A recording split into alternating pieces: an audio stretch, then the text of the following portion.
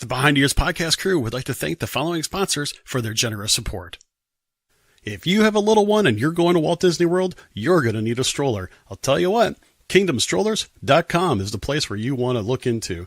I'll tell you, I've destroyed my fair share of strollers while at Walt Disney World, and those things are not cheap.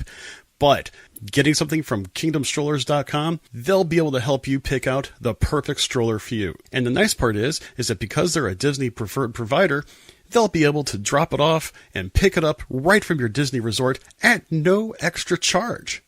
So if you don't want to necessarily destroy your stroller in the process and you want to have a great Disney vacation with your little one, contact KingdomStrollers.com and they'll set you right up. That's KingdomStrollers.com.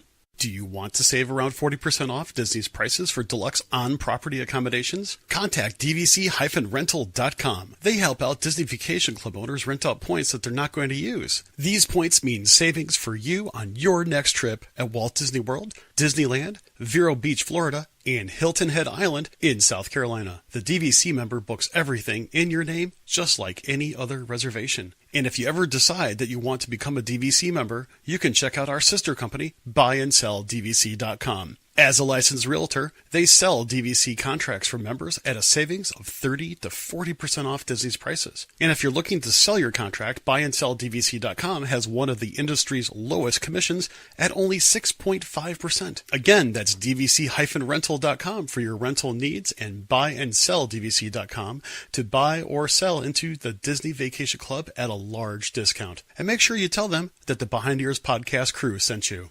Hey everybody, it's Mr. Chris, and I got to tell you about Expedition Roasters. Listen, I'm a pretty big coffee drinker, just like a lot of you are, but these people have got coffee right. Their coffees are made from selectively sourced premium and specialty grade Arabica beans. They provide the absolute best flavor and aroma, and select roast even come directly from a single estate farm for a truly perfect cup that is never bitter. They've got awesome Disney-inspired flavors such as Roundhouse Roast, Route 66, Skipper's Brew, Dark Side Roast, Redhead Rum, and one of my favorites, Bobsledder's Brew. Listen, if you want to have the taste of Disney in every cup, give them a try today. Expeditionroasters.com, and Behind the Ears podcast listeners gets an extra 20% off your first order by using the coupon code EARS20. That's right, EARS20. And you can find them over at expeditionroasters.com. Brew your happy place.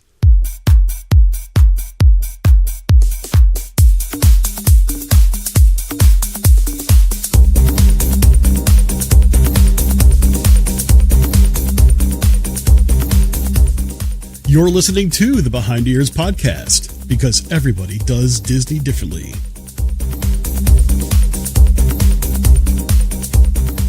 All right. Hello, everybody. It's Mr. Chris, your host tonight at the Behind Ears podcast. How y'all doing tonight? Well, I'll tell you what, this is hopefully going to be one of my first of the last episodes without Danny for a while. It's been one of those cases where I kind of sat here a little bit before the show and kind of thinking to myself, man, this has actually been a lot harder than I thought it would be. And, last year when we ran into this problem, we had some fun with it. It was a little bit different. I think it was a different scenario. We didn't know what was going on or this, that, and the other. Now we do. And now it's one of those cases where it's been a little bit challenging, but that's okay. Here we are. We're approaching the last episode before Christmas. And I have to admit, it wasn't until, it was yesterday. Was it yesterday? Yes, it was yesterday. I finally got my lights plugged in to my front porch. My Christmas lights. And I don't do anything fancy. I'll be really honest with you. I just don't. I don't know why. I just don't do anything fancy. I'm not Clark Griswold. It's just one of those things. I just don't. So the fact of the matter is, I had my little laser sparkly thing going. Next to it, I have my Mickey projector lights. Basically, I have Mickey heads going all over the front of my house, which is really kind of cool. But I didn't have I have some white LED lights kind of like draped across my front patio. And then I have some really cool Santa Mickey heads in one corner, and they kind of like randomly blink different colors in the corner. And I have a string of like 5 big candy canes in front of the house. The only problem of it is some of those candy canes appear to not be working. So I guess that means I'm going to be on the hunt for some new candy canes. Because if they're not really working, I guess I'm just not going to keep them out there much longer. So, well, as in many more years. Probably more like I'll probably pitch it after after the holiday season. Well, we've had them for a while. It's one of those things. Well, you didn't really come here to listen to me just talk about what's in my front yard, but I wanted to talk a little bit, not only about the holidays, but just what's going on and how I kind of decorate things with a little bit of a Disney flair. But at the same time, I'll be posting up the call-in number if anybody wants to chime in about anything. We don't have to necessarily talk about the holidays. We can talk about anything you want. It's a wonderful part about a live show like this with a diverse audience that is just so awesome. So this is one of those cases. And I'm gonna go ahead and mention here. Let's see. Brian says he didn't put out anything this year. Joanne's like, we have Mickey heads projecting on our house too. Awesome. I may actually try to go see if there's anything new along those lines of projecting type of things. Sometimes right now is the best time to get them because they're going to probably be on sale. Let's see. Chris says he only has flashing Mickey lights from Lowe's on his tree, and his outdoor lights took a beating from the bad storms we got today. I heard that Central Florida was pretty much under a tornado watch or a tornado warning a good chunk of the day today. That's kind of a little bit of surprise. I saw someone make the comment, "What is this, summer?" Which really kind of goes to show that you can have inclement weather and severe inclement weather at that virtually any time out there. So it's really crazy. Chris also basically said, and this is to those that are going to be out there, be prepared for crowds like you've never seen before. And I've heard about that too. It's like people are saying that already the crowds are just insane. I hear you, Chris. John is kind of sad because he didn't get his Disney Christmas Village up this year. You know what? We didn't actually put ours up this year either. We have our monorail up, but we decided to just kind of not put up everything just because, well, first off, a little bit of a change. It doesn't make the living rooms look so crowded, and it's kind of chill out a little bit. So, Mary also says, I'm behind this year. I'd love to have some of the outside decorations that are Disney. Yeah, I can see that. So yeah, it's going to be kind of interesting. And John is also going to be heading out to Florida too. And John, I really hope that you have an absolutely fantastic time out there. Speaking about the weather, make sure you pack in layers. Make sure you still take those ponchos or other rain gear, because even as Brian said, the storms were so bad today, Busch Gardens was closed. So that is absolutely crazy. So it's one of those cases where we'll have to see how it goes when it comes to the weather. Let's go ahead and just go through some of these comments here. Kevin wants to know, do I see Disney building any more value resorts? I don't know. I mean, to be very honest with you, I think right now Disney has got so many other resorts right now that's in the mix. I think they'll probably do something, but I don't think we see anything really in the near future. I think right now they're going to focus on DVC resorts, moderate resorts, resorts that have a little bit more than just value, just the value stuff. I think eventually they'll probably put something up, but again, you got to have to figure out where you're going to put it. There's only so many things that you can put in so many places before you just look like a downtown metropolis. And to be very honest, I don't think Disney really wants to do that. Or if they're going to do that, if they're going to do anything, they want to make sure it's hidden.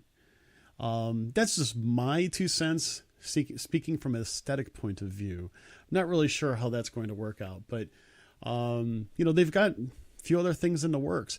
Now, Danny and I talked about the idea of adding more resorts in the past, and I certainly believe that it's going to be one of those cases of build it and they will come, and then they'll build more. And I put a little asterisk by the more, as in still talking about Fifth Park. I don't know. It's one of those things that we're going to probably talk about after the first of the year. So it is going to be one of those cases. So let's see here. I hope that answers your question, Kevin. Justin kind of also makes a comment. We have a tree with nothing but Jim Shore Disney ornaments on it. Then all types of Disney lights projections on the house. That's really cool, Justin. So yeah, it's one of I think that's going to be really cool. Yeah, Justin basically said we just ran out of time for our Disney Village. I did too. That too. My son and I kind of decorated the tree this year, and it's kind of basic looking. I don't say basic looking. It's different. It's just different than what we've done in the past. And I think that's actually pretty cool. If you did the same thing every year, you just don't have a lot of fun with it. So have some fun with it. It's just one of those cases. So it's just one of those cases where I like basic. Sometimes I just want to sit back and enjoy the tree. I did that last night for a little bit. First time I actually got to sit back and enjoy my tree. I really wanted to just deal with that. So, John, going back to the hotel bit, he actually made the comment, would be smarter to just buy hotels in Disney Springs. Would it though? I mean, those are, there's something to be said about some variety, and it's an interesting concept, but I don't know if they would really want to, like, say, put anything else in the Disney Springs area. And at the same time, I mean, I'm sure they're making some money off of that real estate. Well, I was going to say landscape over there with those Good Neighbor hotels. I think it would be kind of interesting. Chris also says, I can see them doing a value over by the Flamingo Crossing area. It's possible. I don't know. I mean, I just don't think that they're going to want it to do more values, because here's the deal. Danny and I talked a little bit about this before. Values are no longer really super value when it comes to price, because when you think value, you think price. And if you're gonna get a basic room, you're hoping for a little bit more of a basic price. And I don't think that the demand is going to dictate a basic price. I think that has a lot to do with it, because you have to fill those rooms. If you're trying to fill those rooms at $150 a pop, that is a lot harder to break even on the same type of hotel than if you're charging $250 or $300 a pop. So the fact is that could that be the reason why that they're building moderate or deluxe types of resorts? I don't know. Think about it. There's some economics there that I'm not always privy to, but it kind of makes sense to me. I mean, it's all about, well, I think actually John mentioned it. You mentioned it great. Upfront cost and returns.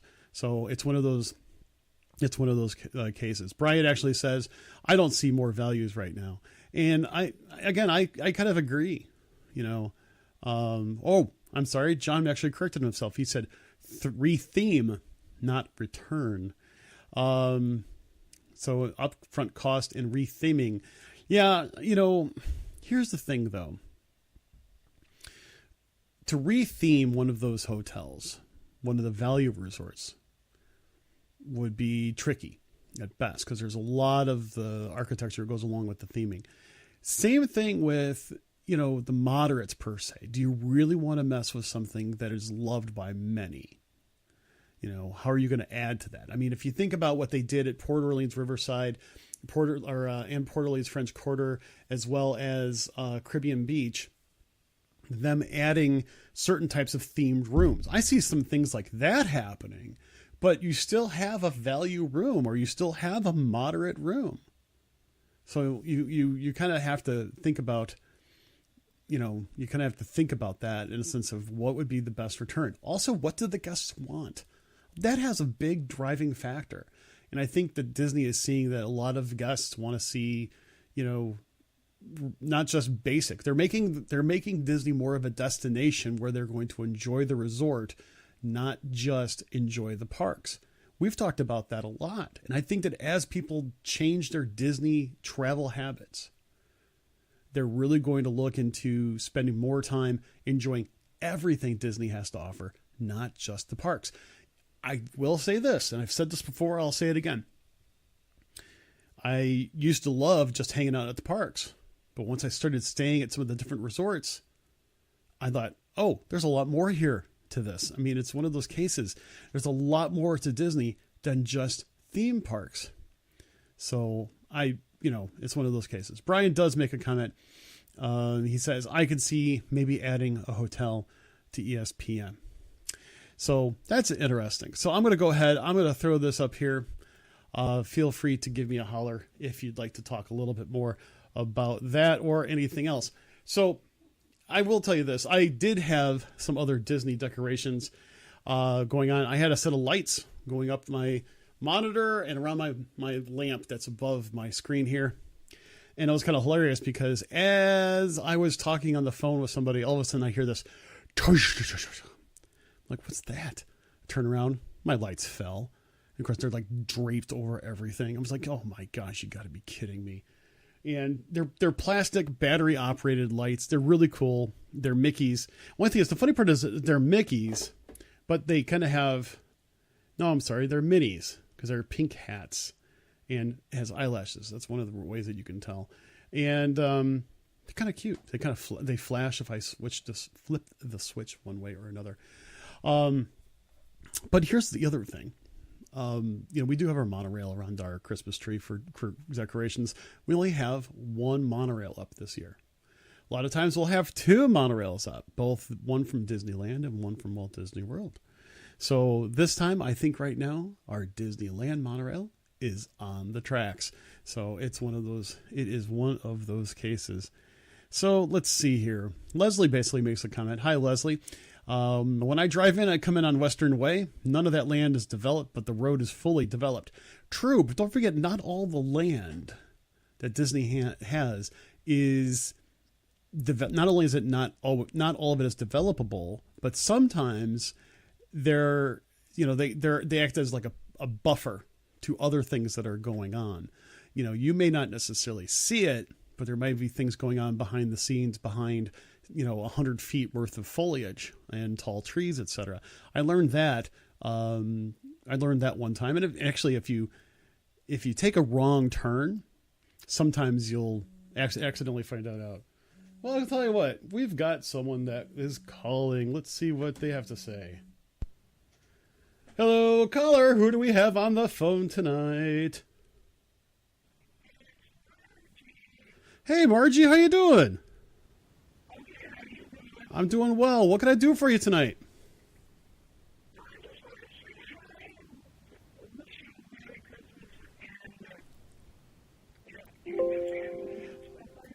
Oh, well, Margie, I certainly appreciate you calling in. I hope that you have an absolutely fabulous Christmas as well. Do you have any plans?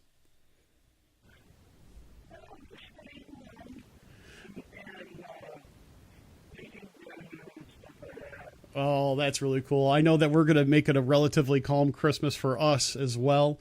We're going to, we'll probably, usually it starts off with me making a big breakfast, and then we'll open up a few gifts here and there. And then later in the afternoon, my mother-in-law will come over. We'll kind of have some leftovers. We have our Christmas dinner usually on Thursday or Christmas Eve night, and kind of have a traditional type of dinner. And then we kind of sit back. We put on some warm, fuzzy pajamas, and then we watch Elf or some other really funny Christmas movie.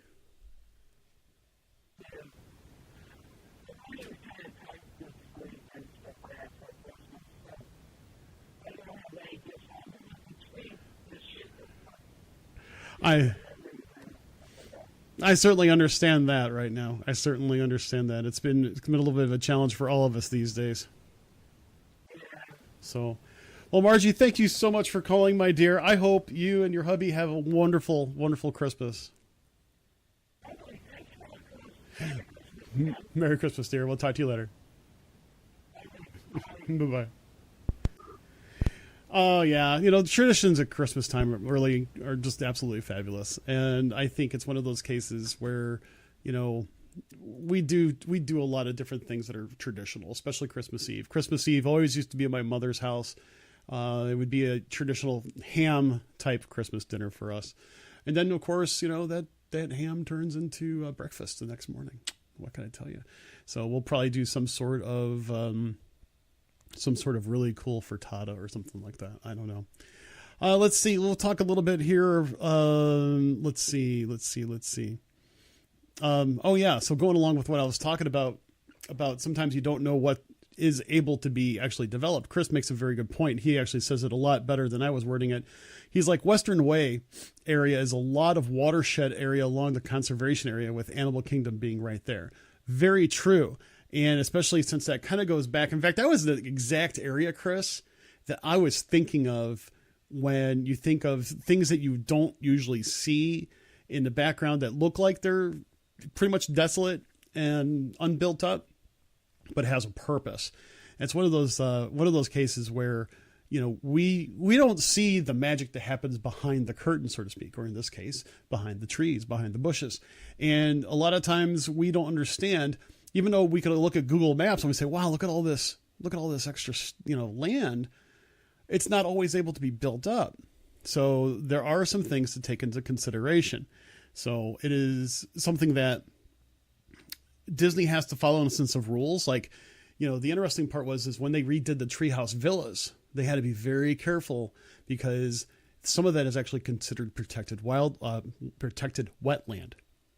That's why when they built the treehouse villas, the new ones that are there now, they actually craned them in, and they had to fit basically in the same exact footprint as the old ones because they couldn't expand on that at all. But they did a pretty darn good job. I wish I can stay at one of the tree houses. I would like to do that sometime here relatively soon. So it is one of those cases. Oh, thanks, Chris. He says, my Walt Disney World monorail is one that probably broke down. He's sorry he had to go there. Boo.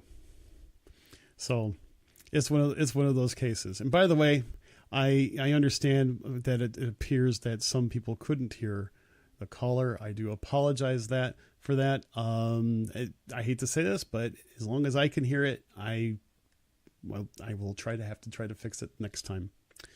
So let's see. Kevin says, hey, Chris, I rode the monorail 6 times and didn't have a problem. Well, it looks like Kevin showed you, Chris. I don't know what you're going to say about that. Let's see. I'm flipping through some of these different things. Leslie was going back to Chris, talking a little bit about the watershed area. And let's see. Brian basically mentioned Monorail Lime just finished its very long refurb, came back with its original paint design. That sounds cool. I'd like to hear that. So, but Chris actually makes another good point. He says, in all seriousness, monorail isn't near as bad as I make it sound. For as many people as it moves, it really doesn't have many issues. Just living here and having to ride it so often, I see problems more than most, and usually I'm the one it breaks down on. Yeah, the fact of the matter is, just like anything else, the more you actually participate in something, the more likely something's able to go wrong. So it is one of those cases where it's like, yeah, I really know what you're talking about. And there's a lot of people that are actually commenting on different areas. And so like example, Melissa mentions Avalon Road and Flamingo Crossing is getting apartments early next year. Chris is commenting on the solar farm that Disney is putting up there. In the process of putting up there. I like solar power myself. I think it's actually really cool. I mean, to actually like generate power from the sun. I know that there's a lot of people that say it's not really all that efficient and so on, but I do believe that every little bit helps. Every little bit helps when it comes to try to, reduce, electrical usage, especially stuff, easier for me to say, especially, energy that's being produced in other factors. I totally get it. So let's see. I'm going to make a quick tweak tweak here to my thing there. Okay. Hold on one second. So as we continue down this wonderful path of Holiday Lane, it's one of those cases that I kind of think of holidays at Disney and as something that's a little bit special. For me, the interesting part is that I've only been at Disney during one holiday. But in all fairness and in full disclosure, it was Thanksgiving when I first went to Disney. So I was what? First grade? Really small. There was only the Magic Kingdom. So yeah, the interesting part to it is that, you know, it was crowded, but I didn't have any other point of reference. Okay. And I don't think crowds at Disney back then was anything like it is now. Fact of the matter is, that was still a day of, you know, when you had actual e-tickets, when you actually had to go get a ticket booth, or we actually had a daily passport. We had a 2-day passport. We spent 2 days at the Magic Kingdom, and we had these cool things that we had it on a button and kind of just hung from the button like an award almost. And it showed that we paid for, you know, unlimited rides and everything else like that. It was really super cool. I do remember that. I remember it was cold. I remember it was cloudy. I remember that, you know, my parents didn't really know how to vacation. I figured out I didn't know how to vacation. There was just a lot of different things when it came to all that. It was one of those cases. It's one of those cases where I keep hearing about how Disney is so crowded during the holidays. I just don't know if I ever really want to go for it. Not unless I was going to do a non-park trip. That would probably be my only reason, is to do a non-park trip. So John, you know, as I mentioned earlier, he's heading out there. He's saying his New Year's will be the first actual holiday at Disney. He's so happy to see the fireworks that are at 6 p.m. so his son can enjoy them as well. That's a good point. I'm going to catch the ones in park on the 30th and the Top of the World Lounge on the 31st. That's cool, John. And you know what? You got a really good point. You know, in the winter time, the fireworks aren't so late. So if you have little ones, that's a good time to go. And if you can go to the Top of the World Lounge or Top of the Contemporary over at Cali Grill or something, perfect timing if you ask me. So it's one of those cases. Although Chris says something here.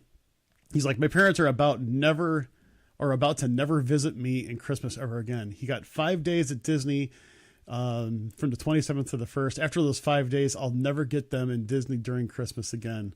So, yeah, it's really, really crazy.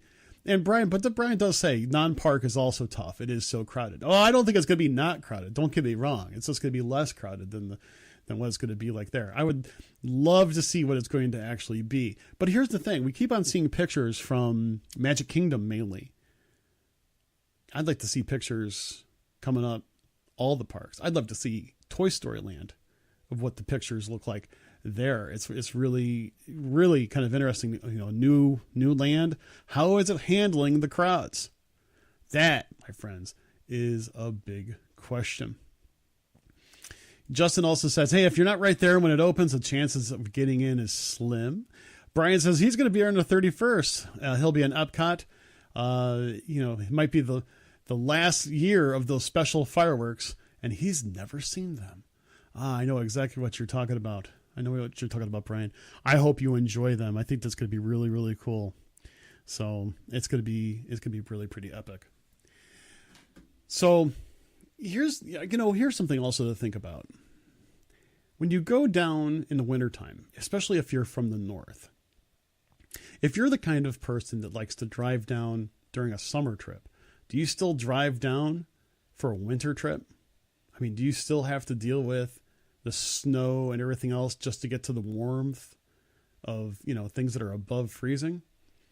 I don't know. I thought about that. And I've only done one Easter, like an Easter trip, a spring break trip. That was a few years ago. And I thought it to be kind of interesting because it started out really, really cold. In fact, it started off really foggy, and I had to go really, really slow. And then we kept on going and finally got it warmer and warmer and warmer, finally to the point where we had to take off our jackets and everything else like that. I'm kind of curious if people actually have to take into account how they get down to Disney in the wintertime, because I would always be afraid of getting snowed in. It's one of those cases where, living in the northern Midwest type of thing, I always get a little bit concerned about snow, and maybe not necessarily snow in the Chicago area. I usually get worried about snow wherever my plane is coming from, because that is usually when it gets, kind of tied up. At least I know that if I'm driving, I can at least still make progress, even if it's slow progress. And of course, careful, navigation with an all-wheel drive vehicle, I may be going slow, but I'm still going south. To me, that actually says quite a bit. It's one of those cases. Kurt's saying that he is driving from Connecticut in 3 weeks. I really hope that works out well for you, Kurt. Let us know how your experience goes, especially if, there are, weather challenges that you have to go through. I'd love to hear how that goes. Oh, Bobby actually mentions here, she went in 2012 for Christmas. She said, my girls and I would tell you we had a fantastic time. My husband would tell you it was awful. Extra magic hours made the crowds non-existent. Really? Extra magic hours made the crowds non-existent. Okay. That's interesting. So I like that idea. A lot of times some people say, watch out for extra magic hours. I'm a big believer in them. And at the same time, I also believe in the idea that if you go to a park, that had late night magic hours, chances are that's the park to be the following morning. So that's kind of an interesting way of putting it. So I really like that kind of a tip, and I really like to hear stories like that. I'm sorry that when people go down during the crowds, it just gets kind of crazy. And it kind of puts a bad taste in people's mouth at times. I personally think that if you're not on Disney property for the holidays, I really do think that you can run into some problems that you probably wouldn't normally anticipate. The fact is that, when it gets really crowded, they do some staged shutdowns. They basically won't let certain people in at certain times. I think the parking lots get totally crazy full. I think, trying to get a meal is kind of nuts. Lines, of course, are crazy. And quite honestly, you have to go in there mentally prepared. I think that is absolutely one of those things that you just have to be careful of. You have to go in there mentally prepared. The one thing that I would also say is that I think one of the bigger things is that if you're going to go at the holidays, the time of the holidays, if you have a dining plan, especially like the standard dining plan, one thing you've got to remember is that 6 months ago, you should have been making your reservations. If you try to do something as a walk-up, you're going to be sorely disappointed. That's just something that I think that you have to really super keep in mind. You're going to be sorely disappointed if for some reason you can't, make your reservations then. You're not going to make your reservations when you're there. So if you're doing like the quick serve dining plan, it's a little bit easier to deal with. And actually the quick serve dining plan is really not all that bad. Again, you got to know how to use it. You got to know where to eat. You got to make sure that it's going to be good for you in the way that you dine. But flexibility is key during the holidays. That's the biggest thing. Flexibility, I think, is absolute key during the holidays. So, but I would love to hear from you guys in the sense of, what you think your holiday plans are, especially how Disney how you incorporate Disney into them. Kevin actually mentioned, hey, think of it this way. Next time this year, Hollywood Studios is going to be crazy. And I don't think that I don't think a set of words have ever been so understated in human history. It was kind of funny. I was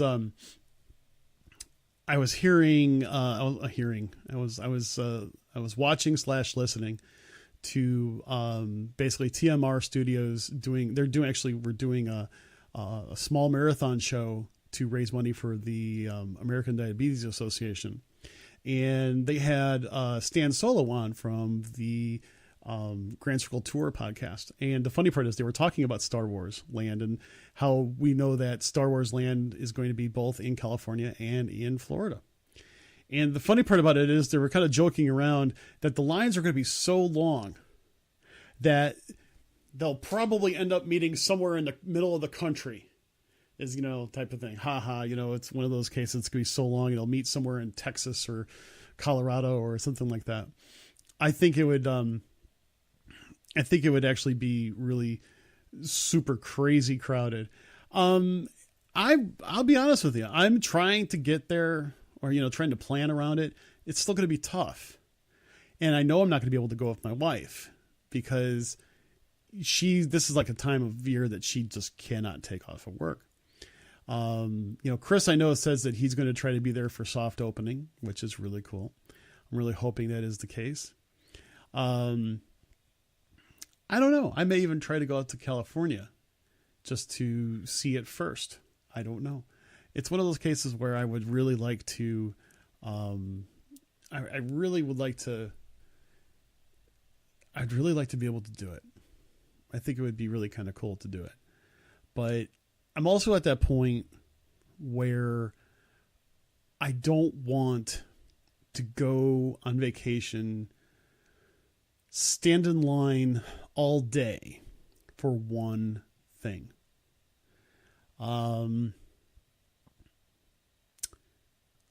I don't think I want to do it. And I know that there are some people are going to think like we're like failure as a podcast or something like that because we're not really going to try to figure out how to do it. No, we're going to try to figure out how to do it. That's not what I'm getting at. It's just I don't know if I want to. We're still going to. There are some things you do because you want to really try to do it, but you also kind of regret it at the same time. Yeah. That's kind of how I feel about it. The thing of it is that I really want to do it. I'm really hyped up for it. I really want Danny to be hyped up for it too, but I got to get him in a Star Wars mood first, if you know what I'm saying. But yeah, it would be really kind of neat to see how it goes. So Brian's saying that he's doing the Disneyland opening, which is really cool. And I tell you the truth, going to summer at Disneyland is really nice. And Brian also says VIP it. Oops. Justin says he'll do it for me. Says VIP it. See, that's the thing. I got to get down there. I got to have hotels and different things like that. Once I end up doing that, the money for a VIP tour is not necessarily there. That is my problem. So, don't forget, married, couple kids, one in college. I still have a budget for my stuff here. Trying to figure out how to do it on a shoestring. Still, I'm actually saving my frequent flyer miles just so I can actually get a ticket for that particular time and not have to pay for it. I'm not worried about actual park tickets. I got that covered. Plane ticket might have that covered. Room, possibly have that covered. I also know enough people in the Florida area where, they've always said, hey, I've got a couch for you. I may take them up on that. Get myself a rent-a-sled from somewhere in the area and have a blast at it. I don't know. I'm looking forward to it. I really am. But I don't think anybody's really looking forward to the crowds. Think about that. I don't think a lot of people are really looking forward to the crowds. But yeah, it is one of those cases. I'd like to hear Danny's point of view on this. I don't want to talk too much about it because I really want to hear what he has to say. I miss his point of view on some of these things. I know, again, he's also going to look at it from a different way because he's not a Disney fan. I really super duper duper wanted to get him like a full set of Star Wars movies for him. I really wanted to, and I still may. I'm heading to Disc Replay tomorrow, probably with my son, because we love to go there, and we'll have to figure that out. So, well, you know, Brian, Mary actually has a great point. She says, hey, maybe Brian will invite you on the VIP tour. Huh? Actually, the thing is, I will say this. Brian actually did invite me to join him on the VIP tour with Toy Story Land, which I thought was extraordinarily generous. And I expressed my appreciation to him from that. I was with my family, though. And that's one of those cases where I wanted to be with my family. And Brian, of course, understood such. I really did appreciate the generous offer to have me included there. I did actually catch up with them at Toy Story Land with a lot of the other people that they were VIP touring with, and it was really cool to meet a lot of those awesome people. So we'll have to kind of see how that goes. I do want to do a VIP tour, though. Maybe not necessarily of just that. I do think that there are some things that I would like to do along those lines. I really do think it would be kind of cool. Yeah, Justin, let's all pitch in for the Star Wars DVD. Yeah, we'll have to see. I'm afraid I'm going to get him the whole set, and he'd be like, well, I'm not going to watch it. I'm going to have to make his girlfriend watch it for him. In fact, you know what? I should message her and say, hey, if you didn't get him a gift yet, I got the perfect idea for you. So yeah, that would actually be really pretty cool. So I don't know. Well, anyway, if you're around, you want to chat, there's the number. It's on the screen. We're going to continue talking. So, there's been also some other different pieces of news and stuff going on about, Disney buying up a bunch of land, and, no one really has an idea. I saw a lot of different pieces of speculation of what Disney's going to do with it. I know we were talking a little bit about, resorts and stuff like that, but I don't think that anything is going to happen with this stuff really, really quickly. So we'll have to see how that goes. At the same time, we're talking about hotels and new ones that are going up. I'm looking forward to the new resort that's going to be going up over where River Country was. I really do think that's going to be kind of neat. I know some people were saying they didn't like how it looked. On the contrary, I really thought it looked really like, what's the best way of putting it? Wilderness modern is kind of the way I was thinking of how it looked. Wilderness modern. Does that make sense? I think that would actually be really, really pretty slick. I'm looking forward to it. Yeah, it's going to be a DVC resort. I'm looking forward to it, possibly because of that. And I'll do what I can to go ahead and to give it a try as a DVC member. I would probably say it's going to probably be the only way for me to afford it, to be honest with you. The interesting thing is, speaking of DVC, there are a lot of you I know that either are DVC members who want to become DVC members. And, there was two things that actually came up this past week that was kind of interesting. First off, about a month or so ago, it was announced of what dues were supposed to be for DVC members. And there was a lot of people upset, thinking it was like some of the biggest increases ever. And it wasn't necessarily chump change either. Fortunately, some people said, and I've seen this, and I haven't even looked at my bill yet, saying to the extent of, you know what, the dues increase wasn't as much as they thought it was going to be. That's good. Wow, for a change, something's less than what they expected it to be. Not a bad idea. But one thing that actually did come up is that DVC did realign some of their point structures at some of the resorts. Now, just let me throw this out really quick.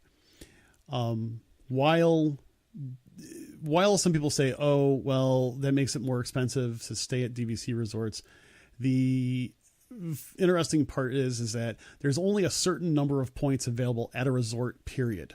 So if there is 1 million points available at a resort, it will always be 1 million points at the resort.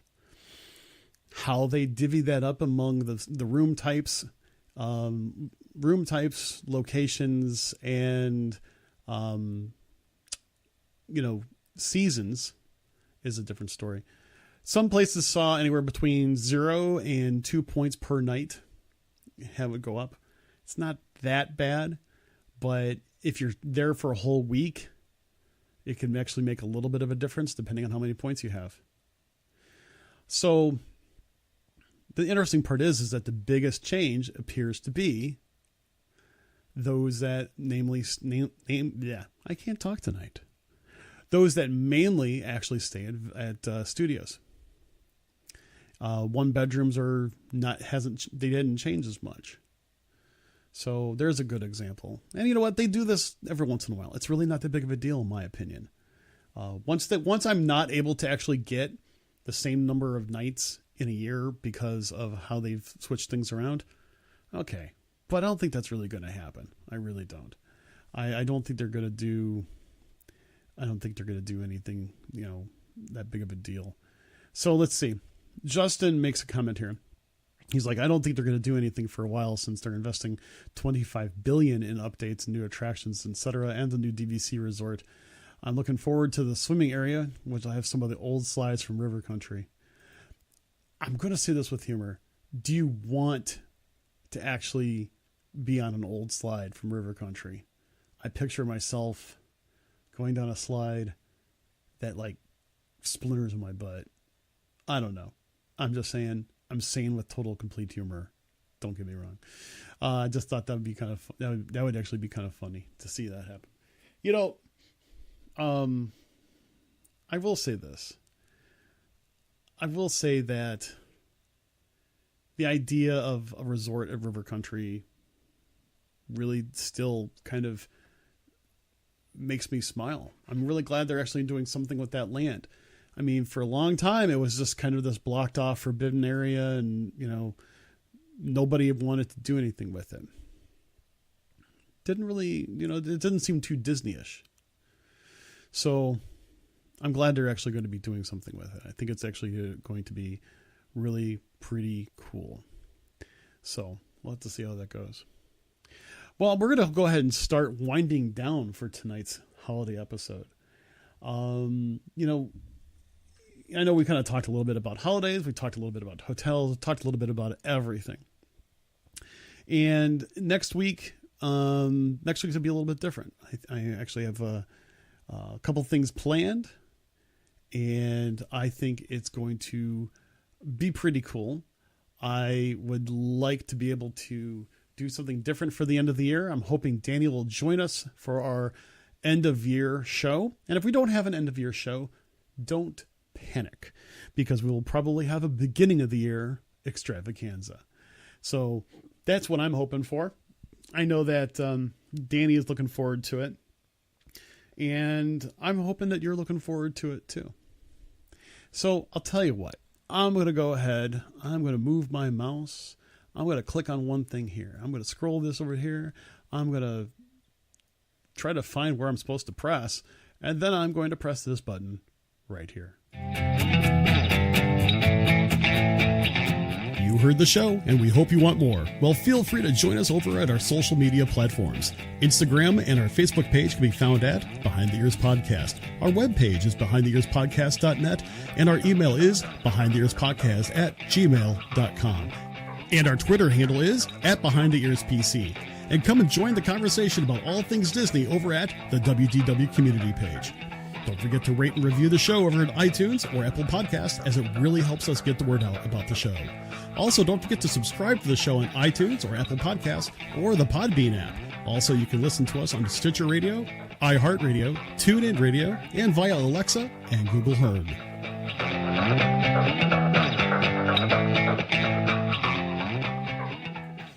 All right. Well, you know what? I got to tell you something. I will say that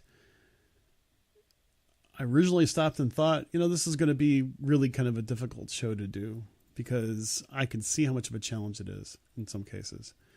And I would probably say that, I think it's pretty epic that we have an awesome listening and viewing community that joins in with a show just like this and makes every show unique. So it makes us a little bit different than everybody else. And I really appreciate it. I appreciate you guys. and really certainly appreciate all that you do for the show. Well, I'll tell you what, it's been an absolutely awesome time hanging out with everybody tonight. And I'll tell you what, until we meet again, I hope you all have an absolutely magical day. Take care.